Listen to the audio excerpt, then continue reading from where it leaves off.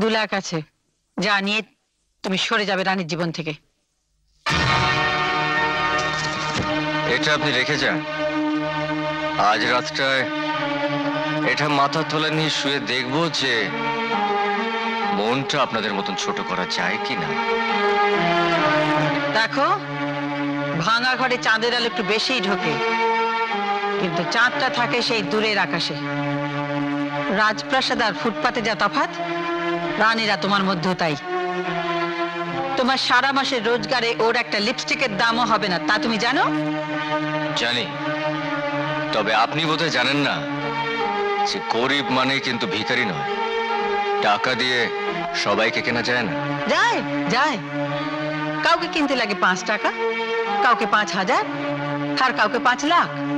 শুধু দামের তফাৎ। ঠিক করে বলো, তোমার দামটা কত? আমাদের দেশের ভিখারিদেরকে মানুষ ভিক্ষে দিতে না পারলে ক্ষমা চেয়ে কপালে হাত ঠেকিয়ে বলে মাফ করবে। আপনাকে কি বলে বিদায় করব ঠিক বুঝতে পারছি না। পারবে, আস্তে আস্তে পারবে, কারণ আমি তোমাকে কখনোই ক্ষমা করব না। শুনুন,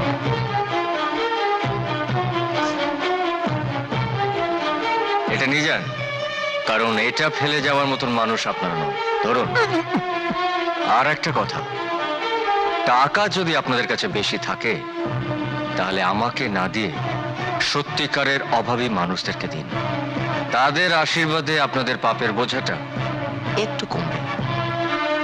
আসতে পারেন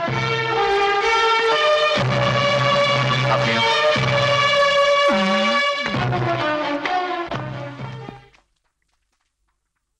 এত বড় সাহস, ও আমাকে অপমান করে! এর একটা ব্যবস্থা করতেই হবে। হ্যাঁ, ব্যবস্থা তো একটা করতেই হবে। কি সাহস, বলে কিনা টাকাগুলো মাথায় দিয়ে শোবে, তারপর দেখবে আপনার মতো ছোট লোক হতে পারে কিনা। সেরাপ একদম। এই মানে অফকোর্স ও তো সেটা হবে। ম্যানেজার। ইয়ে স্যার। এই ম্যাডাম, কিছু ভাবলেন? ভাবলাম, জানেন, আমি প্র্যাকটিস করলাম। তো প্র্যাকটিস করতে করতে পেয়ে গেলাম কি, ওই ইয়েটাকে নিয়ে না একটা সিরিয়াসলি ইয়ে করা উচিত। ননসেন্স। হ্যাঁ ম্যাডাম, আইডিয়া একেবারে হাতে করুন আইডিয়া, বিফলে মূল্য ফেরত। কি আইডিয়া? একটা ভালো ছেলে দেখে আপনার বিয়েটা দিয়ে দিন। মানে ছোট ম্যাডামের বিয়েটা দিয়ে দিন, তারপর দেখবেন ওদের প্রেমটা না একেবারে বাসির লুচির মতো একদম চুপচে গেছে। ঠিক বলেছেন তো, কিন্তু কিন্তু ছেলে কোথায়?